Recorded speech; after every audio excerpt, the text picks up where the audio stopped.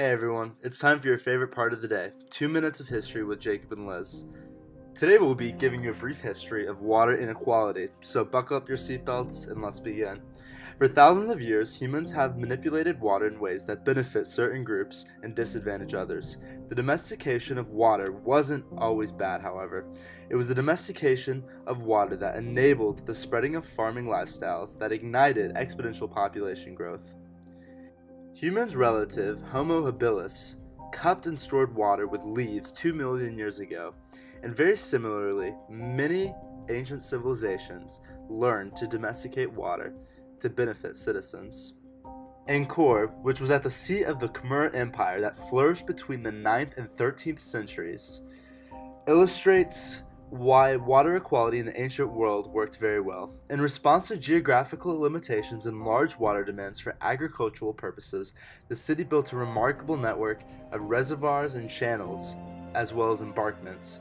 Although their system evolved over time, sedimentation and channel cutting led to severe erosion and water shortages in the southern zone of the city, which contained the largest portion of the lower class citizens.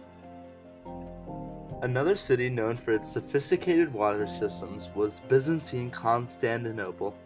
Since the city lacked a good water supply, the Byzantines built a vast number of channels, tunnels, and aqueducts into a vast number of reservoirs.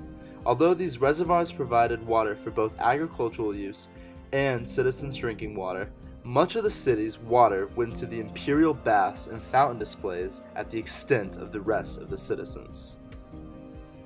The final ancient civilization we'll be looking at is the Aztec Tenochtitlan, that was interfaced with canals connected to the mainland by a causeway which had a 16-kilometer levee designed to keep spring-fed fresh water in the vicinity of the city, separate from the brackish water of the lake.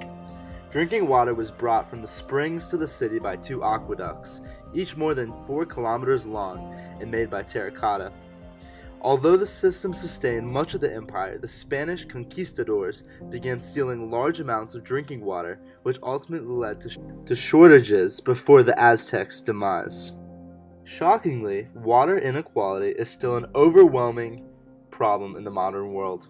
2 billion people have inadequate sanitation and access to water, and by 2025, almost 1/5 of the global population is likely to be living in countries or regions with absolute water scarcity, whereas 2/3 of the population will be living under conditions of water stress.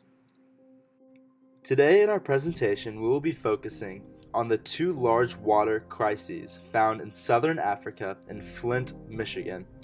But it is clear that this issue should be viewed as a global environmental and social justice crisis.